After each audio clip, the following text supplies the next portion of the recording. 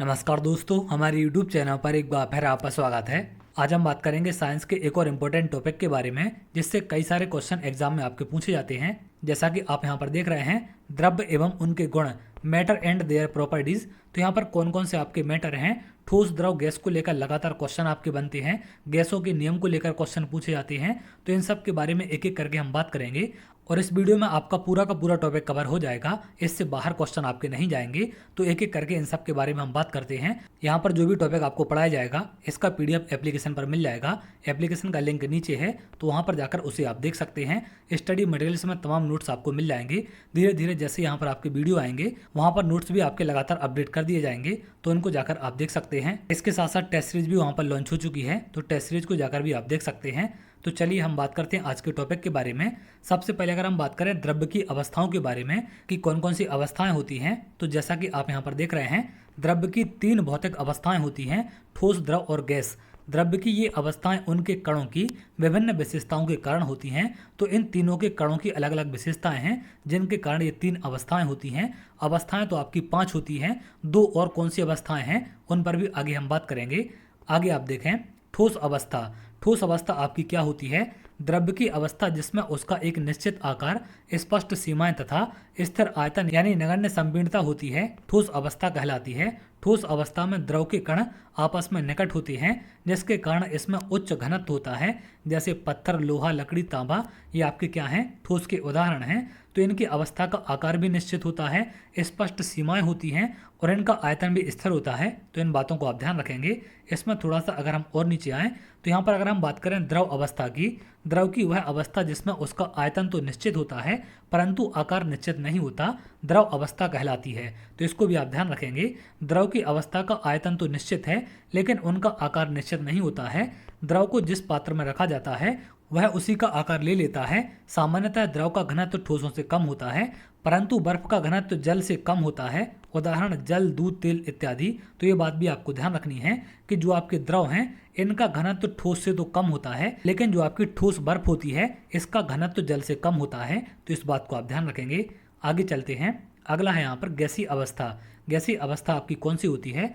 द्रव की वह अवस्था जिसमें उसका ना तो निश्चित आकार होता है ना ही निश्चित आयतन, गैसीय अवस्था कहलाती है। गैस को जिस बर्तन में भरा जाता है वह उसी का आकार ले लेती है और पूरे स्थान को भर देती है। तो इसको भी आप ध्यान रखेंगे। ये 3 आपकी यहाँ पर अवस्थाएं हैं। अगर हम बात करें गैसीय नियम के बारे में जो कि मोस्ट इंपॉर्टेंट हैं, यहाँ से लगातार क्वेश्चन आपके पूछे जाते हैं। अब कौन कौन से इंपॉर्टेंट आपके गैस के नियम हैं? सबसे पहला आप देखें, बॉयल का नियम। ये दाब और आयतन में संबंध बताता है। स्थिर दाब पर गैस की निश्चित मात्रा का दाब उसके आयतन के व्युत्क्रमानुपाती होता है। तो इस नियम को आप ध्यान रखेंगे। यहाँ पर दाब आयतन के व्युत्क्रमानुपाती होता है जैसा कि यहाँ पर रिलेशन में आप देख पा रहे हैं। तो इस फॉर्मूले को आप ध्यान रखेंगे। ये आपके बॉयल का नियम है। उपरोक्त समीकरण से स्थिर ताप पर गैस की निश्चित मात्रा का आयतन तथा दाब का गुणनफल स्थिर होता है। तो इस बात को भी आपको ध्यान रखना है। अगला देखें, चार्ल्स का नियम। ये भी आपका मोस्ट इंपोर्टेंट है। ये ताप और आयतन में संबंध बताता है। स्थिर दाब पर एक गैस की निश्चित मात्रा का आयतन उसके परम ताप के समानुपाती होता है।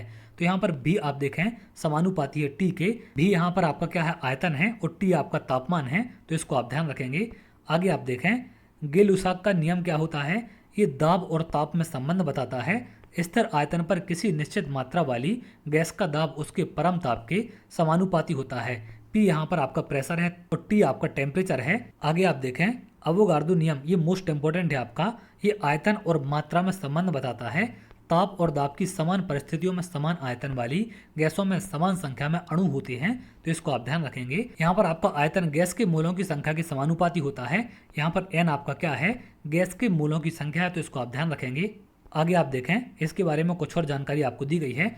एक मोल गैस में अणुओं की संख्या कितनी होती है आपकी? 6.023 × 10⁻23 निर्धारित की गई है, जिसे अवोगार्डो स्थिरांक कहते हैं। तो इसको आप ध्यान रखेंगे क्योंकि गैस का आयतन मोलों की संख्या के समानुपाती होता है। मानक ताप एवं दाब पर आदर्श गैस का मोलर आयतन 22.7 लीटर प्रति मोल होता है। तो इसको भी आपको ध्यान रखना है। ये भी क्वेश्चन एग्जाम में आपका बन सकता है। अब अगर हम बात करें आदर्श गैस के बारे में, आदर्श गैस आपकी क्या होती है, इसका समीकरण क्या होता है, क्योंकि इन पर भी क्वेश्चन आपके पूछे जाते हैं। एक गैस जो बॉयल के नियम, चार्ल्स के नियम तथा अवोगार्डो के नियमों का पूर्णतः पालन करती है उसे आदर्श गैस कहते हैं। तो इसके पहले जो हमने तीनों नियम पढ़े हैं, जो गैस इन तीनों नियमों का पालन करेगी उसको आदर्श गैस कहा जाएगा। आदर्श गैस का समीकरण क्या होता है? बॉयल के नियम, चार्ल्स के नियम और अवोगार्डो के नियम को जोड़ने पर जो समीकरण प्राप्त होता है उसे आदर्श गैस का समीकरण कहते हैं। V समानुपाती होता है NT/P के। तो यहाँ पर आपको क्या मिल जाएगा? V बराबर RNT/P, जहाँ R एक समानुपातिक स्थिरांक है जिसे गैस नियतांक कहते हैं। तो इसको आप ध्यान रखेंगे। इसको आगे आप सॉल्व करेंगे तो P यहाँ पर जाके आपका मल्टीप्लाई हो जाएगा। तो PV = nRT आपको यहाँ पर क्या मिल जाएगा? गैस का समीकरण मिल जाता है। ये मोस्ट इंपॉर्टेंट है, इसको आप ध्यान रखें। गैस नियतांक R सभी गैसों के लिए समान होता है, अतः इसे सार्वत्रिक गैस नियतांक यूनिवर्सल गैस कांस्टेंट भी कहा जाता है। तो इसको भी आप ध्यान रखेंगे। आगे चलते हैं। अगला है डाल्टन का आंशिक दाब नियम। ये भी आपका बहुत इंपॉर्टेंट है। डाल्टन के आंशिक दाब नियम के अनुसार किसी गैर अभिक्रियाशील गैसों के मिश्रण का कुल दाब मिश्रण में प्रत्येक गैस के आंशिक दाबों के योग के बराबर होता है। यदि गैसों के किसी मिश्रण का दाब P हो तथा मिश्रण में गैसों का अलग अलग दाब P1, P2, P3 है, तो इसका कुल दाब कितना हो जाएगा? P बराबर हो जाएगा इन सभी के दाब के योग के बराबर। तो ये आपका क्या है? डाल्टन के आंशिक दाब का नियम है। मिश्रण का जो आपका कुल दाब है वो अलग अलग सभी गैसों के टोटल दाब के योग के बराबर होता है। आगे आप देखें। अगला है यहाँ पर ग्राहम का गैसीय नियम। तो ग्राहम का गैसीय विसरण नियम आपका क्या है? किसी गैस के विसरण की दर उसके मोलर द्रव्यमान के वर्गमूल के व्युत्क्रमानुपाती होती है। तो विसरण की दर बराबर होती है 1/√m के, जहाँ m आपका क्या है? मोलर द्रव्यमान है। तो इसको आप ध्यान रखेंगे। ग्राहम के गैसीय विसरण नियम के अनुप्रयोग से समस्थानिकों को विसरण विधि द्वारा अलग किया जाता है। आगे चलते हैं। अगला है यहाँ पर द्रव्य में अवस्था परिवर्तन। तो द्रव्य में अवस्था परिवर्तन आपकी कैसे होती है, उनको क्या कहते हैं, इन पर भी क्वेश्चन आपके बन जाते हैं। विभिन्न कारकों के प्रभाव में द्रव्य की अवस्था परिवर्तन होता है। द्रव्य की अवस्था परिवर्तन के विभिन्न प्रक्रम निम्नलिखित हैं। अब किसे क्या कहा जाता है? जब ठोस से द्रव में परिवर्तन होगा तो इसे गलन या फिर मेल्टिंग कहा जाता है। द्रव से गैस में परिवर्तन होने को वाष्पीकरण कहते हैं। द्रव से ठोस में परिवर्तन होने को जमना कहते हैं। गैस से द्रव में परिवर्तन होने को संघनन, ठोस से गैस में परिवर्तन होने को ऊर्ध्वपातन और गैस से ठोस में परिवर्तन होने को ऊर्ध्वपातन उत्क्रमण। तो ये तमाम अवस्था परिवर्तन आपको ध्यान रखने हैं। इन पर डायरेक्ट क्वेश्चन आपके बन जाते हैं कि इस अवस्था से इस अवस्था में जाने को क्या कहते हैं। तो ये चीज़ आप ध्यान रखेंगे। आगे चलते हैं। आगे आप देखें, कुछ और इंपॉर्टेंट बातें यहाँ पर आपको ध्यान रखनी है। पदार्थ की अवस्थाएं दाब और तापमान द्वारा तय होती हैं। तो पदार्थ की अवस्थाएं किस किस से तय होती हैं? दाब से और तापमान से। ठोस का तापमान बढ़ाने पर उसके कणों की गतिज ऊर्जा बढ़ जाती है और कण अधिक तेजी से कंपन करने लगता है। तो इसको भी आप ध्यान रखेंगे। जिस तापमान पर ठोस पिघलकर द्रव बन जाता है वह उसका गलनांक कहलाता है, मेल्टिंग पॉइंट। तो ये चीज़ भी आपको ध्यान रखनी है। अगला है द्रव अवस्था में किसी द्रव का तापमान बढ़ाने पर एक निश्चित तापमान पर पहुंचकर कणों में इतनी ऊर्जा आ जाती है कि वे परस्पर आकर्षण बल को तोड़कर स्वतंत्र हो जाती हैं। इस तापमान पर द्रव गैस में बदलने लगती है। आगे आप देखें, वायुमंडलीय दाब पर वह तापमान जिस पर द्रव उबलने लगता है उसे इसका क्वथनांक कहते हैं, बॉइलिंग पॉइंट कहते हैं। जल के लिए यह तापमान 373 केल्विन या फिर 100 डिग्री सेल्सियस होता है। तो इस बात को भी आप ध्यान रखेंगे। इस पर भी क्वेश्चन आपके बन जाते हैं। आगे आप देखें, द्रव की एक अवस्था से दूसरी अवस्था में परिवर्तन एक भौतिक परिवर्तन है। इसमें द्रव के रासायनिक संगठन में कोई बदलाव नहीं होता है। एलपीजी सिलेंडर में पेट्रोलियम गैस को अत्यधिक दाब पर संपीड़ित द्रव अवस्था में रखा जाता है। तो ये पॉइंट भी आपको ध्यान रखना है। ठोस CO2, यहाँ पर थोड़ी सी प्रिंटिंग मिस्टेक है, यहाँ CO2 है आपका। ठोस CO2 जब वायुमंडलीय दाब 180 पर हो तो वह द्रव अवस्था में आए बिना ही सीधे गैस में परिवर्तन हो जाता है। यही कारण है कि ठोस कार्बन डाइऑक्साइड को शुष्क बर्फ कहा जाता है, ड्राई आइस। तो इसको आप ध्यान रखेंगे। आगे आप देखें, द्रव की 5 अवस्थाएं। अब यहाँ पर द्रव की 5 अवस्थाएं कौन कौन सी होती हैं? 3 तो आपको पता है, ठोस, द्रव और गैस। अब यहाँ पर चौथी अवस्था आपकी क्या होती है? चौथी अवस्था होती है आपकी प्लाज्मा और 5वीं अवस्था होती है आपकी बोस-आइंस्टाइन कंडेंसेट। इसको आप ध्यान रखेंगे। ये पांचों अवस्थाएं आपको पता होनी चाहिए क्योंकि इन पर आपके क्वेश्चन बन जाते हैं। तो ठोस, द्रव, गैस के बारे में तो हमने ऊपर जानकारी देख ली। अब अगर हम बात करें चौथी अवस्था प्लाज्मा के बारे में, तो प्लाज्मा आपकी क्या होती है? अगर आप यहाँ देखें, पदार्थ की प्लाज्मा अवस्था गैस के अत्यधिक गर्म और आयनित रूप है। इसमें धनावेशित आयन और ऋणावेशित इलेक्ट्रॉन होते हैं। इस अवस्था में कणों में बहुत अधिक ऊर्जा होती है जिसके कारण इलेक्ट्रॉन अपने परमाणुओं से अलग हो जाते हैं। प्लाज्मा ठोस, तरल और गैसों के साथ पदार्थ की चौथी अवस्था है। यह विद्युत आवेशित होती है और विद्युत एवं चुंबकीय क्षेत्रों से प्रभावित होती है। ब्रह्मांड का अधिकांश भाग लगभग 99.9% प्लाज्मा से बना है, जैसे सूर्य और अन्य तारे। तो ये सारी चीजें लगभग आपकी किससे बनी हैं? प्लाज्मा से, जो आपकी चौथी अवस्था है। अगर हम बात करें पांचवी अवस्था के बारे में, तो ये होती है आपकी बोस आइंस्टाइन कंडेंसेट। इसे शॉर्ट में बीईसी कहते हैं। पदार्थ की एक अवस्था है जो तब बनती है जब बोसोनिक कणों जैसे परमाणु को परम शून्य -273.15 डिग्री सेल्सियस के अत्यधिक निकट तक ठंडा किया जाता है। ये आपका परम शून्य ताप होता है, इसको आप ध्यान रखेंगे। -273.15 डिग्री सेल्सियस, जिसमें उसका एक बड़ा हिस्सा सबसे कम संभावित क्वांटम अवस्था में चला जाता है। सन 1920 में भारतीय वैज्ञानिक सत्येंद्र नाथ बोस ने पदार्थ की पांचवी अवस्था के लिए कुछ गणनाएं की थी। उन गणनाओं के आधार पर आइंस्टाइन ने पदार्थ की नई अवस्था की भविष्यवाणी की। इसे बीईसी कहा गया है, तो इसको आप ध्यान रखेंगे। भारतीय वैज्ञानिक का नाम भी आपको ध्यान रखना है, सत्येंद्र नाथ बोस। आगे चलते हैं। अब अगर हम बात करें द्रव्यों के वर्गीकरण के बारे में, तो द्रव वह है जो स्थान घेरता है तथा जिसमें भार होता है। शुद्धता के आधार पर द्रव दो प्रकार के होते हैं, एक आपका शुद्ध पदार्थ, दूसरा आपका अशुद्ध पदार्थ, जिसे मिश्रण भी कहा जाता है। तो सबसे पहले अगर हम बात करें शुद्ध पदार्थ के बारे में, शुद्ध पदार्थ आपके क्या कहलाते हैं? इसी द्रव में मौजूद सभी कण समान रासायनिक प्रकृति के हों तो उस द्रव को शुद्ध पदार्थ कहते हैं। सभी की रासायनिक प्रकृति समान होनी चाहिए तो वो आपके शुद्ध पदार्थ हैं। एक शुद्ध पदार्थ एक ही प्रकार के कणों से मिलकर बना होता है। शुद्ध पदार्थों को उनके रासायनिक संगठन के आधार पर तत्वों यौगिकों में वर्गीकरण किया जाता है। तो शुद्ध पदार्थ के भी आपके दो भाग होते हैं, एक आपके तत्व और एक आपके यौगिक। अब यहाँ पर तत्व आपके क्या होते हैं? यहाँ पर आप देखें, तत्व पदार्थ का वह मूल रूप है जिसमें रासायनिक अभिक्रिया द्वारा अन्य सरल पदार्थों में विभाजित नहीं किया जा सकता। उदाहरण के लिए ऑक्सीजन, नाइट्रोजन, चांदी, कॉपर इत्यादि ये आपके तत्व के उदाहरण हैं। इनको सरल पदार्थों में विभाजित नहीं कर सकते हैं। अब यहाँ पर तत्व आपके कितने प्रकार के हैं? धातु, अधातु और उपधातु, ये तीन प्रकार के होते हैं। धातुएं आपकी क्या कहलाती हैं? यहाँ पर नीचे आप देखें, धातुएं प्रायः निम्नलिखित गुणों में से सभी को या फिर कुछ को प्रदर्शित करती हैं। ये चमकीली होती हैं, ये ताप एवं विद्युत की सुचालक होती हैं, तो इस बात को भी आप ध्यान रखेंगे। धातुएं आपकी विद्युत की सुचालक होती हैं। ये तन्य अर्थात तार के रूप में खींचे जाने योग्य होती हैं। ये आघात वर्ध अर्थात पीटकर महीन चादरों में ढाले जाने योग्य होती हैं। धातुओं के उदाहरण कौन से आपके? सोना, चांदी, लोहा, तांबा, पोटेशियम, तो इसको आप ध्यान रखेंगे। और मोस्ट इंपोर्टेंट है आपका पारा। ये एकमात्र आपकी धातु है जो कमरे के तापमान पर द्रव अवस्था में होती है, तो इसको आपको ध्यान रखना है। ये क्वेश्चन आपका एग्जाम में बन जाता है। अधातुओं में आपकी ब्रोमीन होती है जो कमरे के तापमान पर द्रव अवस्था में होती है। आगे हम इस पर भी बात करेंगे। यहाँ पर अगर आप देखें, अधातुएं निम्नलिखित गुणधर्मों में से प्राय कुछ को या फिर सभी को प्रदर्शित करती हैं। ये विभिन्न रंगों की होती हैं। ये ताप और विद्युत की कुचालक होती हैं। तो अधातुएं आपकी क्या हैं? कुचालक हैं, लेकिन धातु आपकी सुचालक होती है। ये चमकीली, प्रतिध्वनिपूर्ण और आघातवर्ध नहीं होती हैं। आगे आप देखें, इनके उदाहरण कौन कौन से हैं? Hydrogen, oxygen, iodine, carbon, chlorine और ब्रोमीन। ब्रोमीन आपकी एकमात्र ऐसी अधातु है जो कमरे के तापमान पर द्रव अवस्था में होती है, तो इसको भी आप ध्यान रखेंगे। अगला है यहाँ पर उपधातु। उपधातुएं आपकी क्या कहलाती हैं? कुछ तत्व धातु और अधातु के बीच के गुणों को दर्शाते हैं, उन्हें उपधातु कहा जाता है। उदाहरण के लिए बोरॉन, सिलिकॉन, जर्मेनियम इत्यादि ये आपके क्या हैं? उपधातुएं हैं। ये धातु और अधातु के बीच के गुणों को दर्शाते हैं। अगला यहाँ पर है आपका यौगिक। यौगिक आपके क्या होते हैं? वह पदार्थ जो दो या दो से अधिक तत्वों के नियत अनुपात में रासायनिक तौर पर संयोजन से बना होता है, यौगिक कहलाते हैं। जैसे पानी, हाइड्रोजन और ऑक्सीजन तत्वों के नियत अनुपात में रासायनिक संयोजन से बनता है।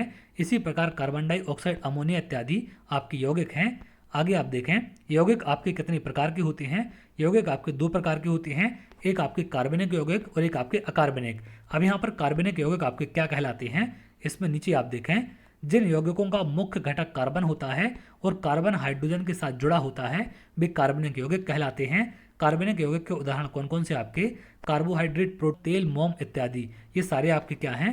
कार्बनिक यौगिक हैं। अगला है यहाँ पर अकार्बनिक यौगिक। अकार्बनिक यौगिक आपके क्या होते हैं? वे यौगिक जिनका मुख्य घटक कार्बन नहीं है, विशेषतः कार्बन हाइड्रोजन बंध अनुपस्थित होता है, अकार्बनिक पदार्थ कहलाते हैं। ये यौगिक अजैविक स्रोतों जैसे चट्टानों, खनिजों आदि से प्राप्त होते हैं। उदाहरण के लिए आपका धावन सोडा है, नमक है, ये आपके क्या हैं? अकार्बनिक पदार्थ हैं। आगे आप देखें, अब अगर हम बात करें मिश्रण के बारे में, मिश्रण आपके क्या होते हैं? दो या दो से अधिक तत्वों या फिर यौगिकों को किसी भी अनुपात, एक अनिश्चित अनुपात आपका होना चाहिए, में इस प्रकार मिलाया जाए कि संघटकों का रासायनिक गुण परिवर्तित ना हो, तो इसे मिश्रण कहते हैं। उदाहरण के लिए मिश्र धातु एलॉय हो गया, जल में चीनी का विलयन, चीनी और नमक का मिश्रण आपके क्या हैं? ये मिक्सचर कहलाते हैं। आगे आप देखें, मिश्रण आपके दो प्रकार के होते हैं, एक समांगी मिश्रण और दूसरा आपका विषमांगी। समांगी मिश्रण आपके क्या कहलाते हैं? ऐसा मिश्रण जिसमें उसके घटक एक दूसरे में इस प्रकार मिले हुए हों कि पूरा मिश्रण समरूप हो, समांगी मिश्रण कहलाता है।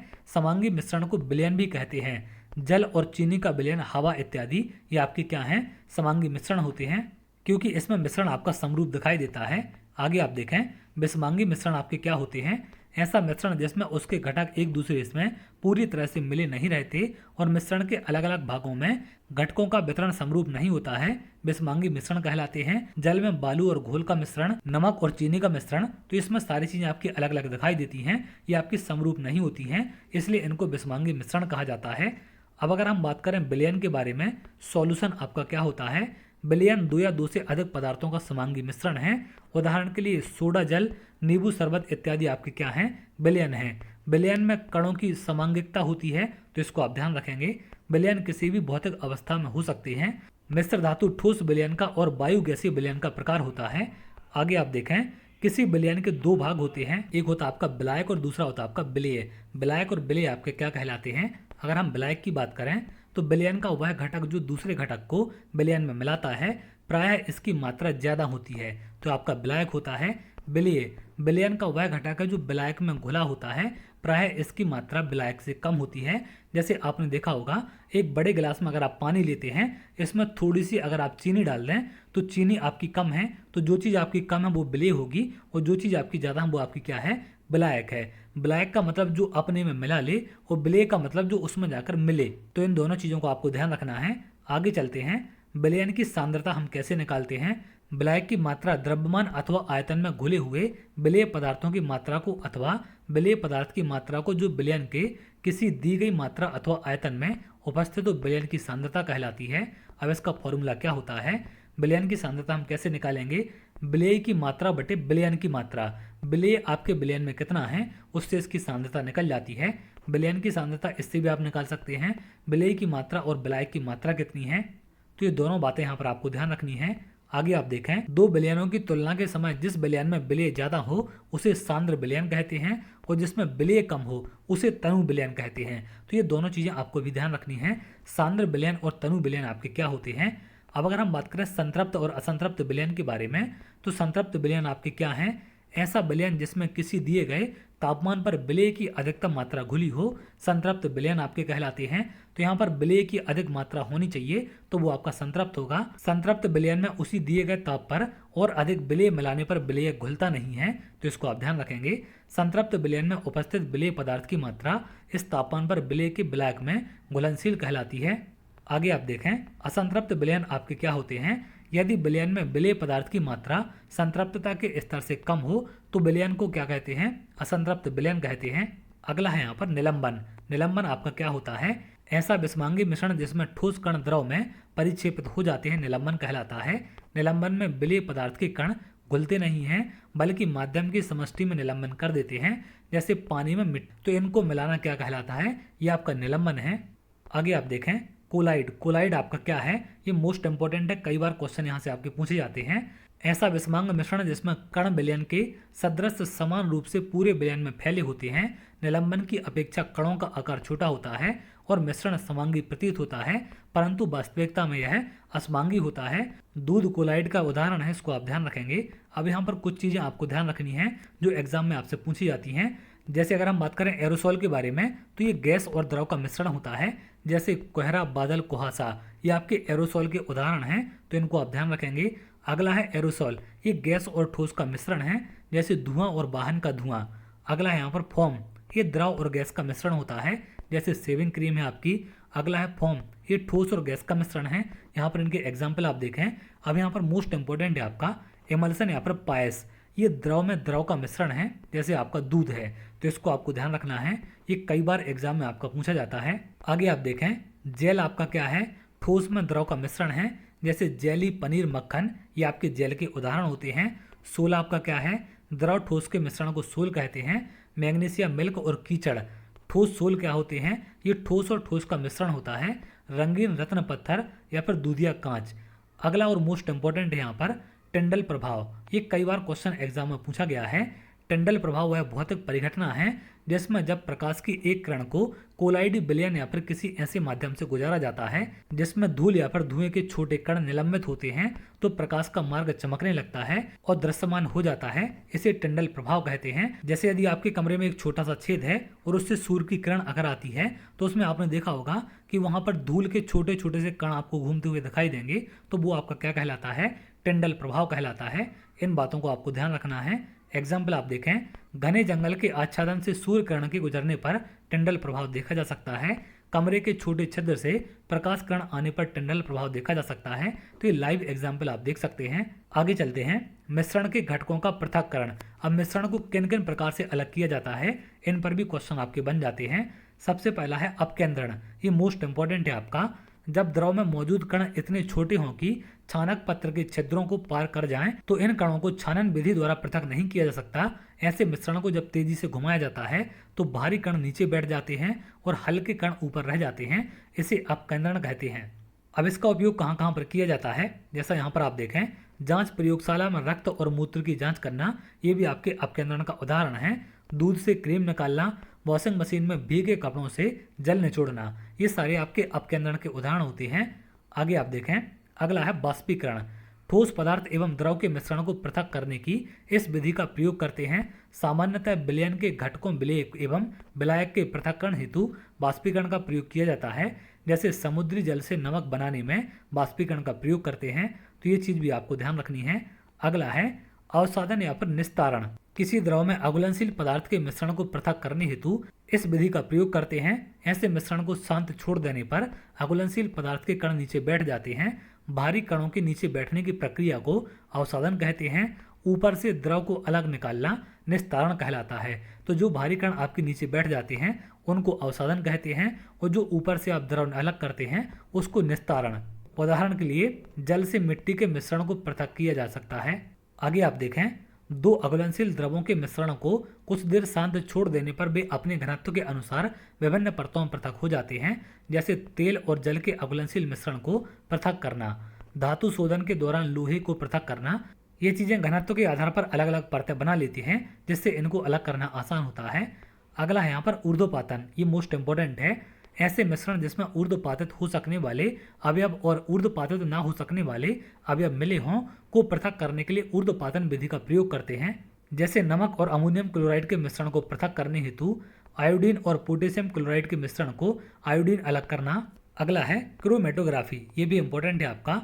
इस विधि का प्रयोग उन विलेय पदार्थों को पृथक करने में होता है जो एक ही प्रकार के विलयन में घुल जाते हैं।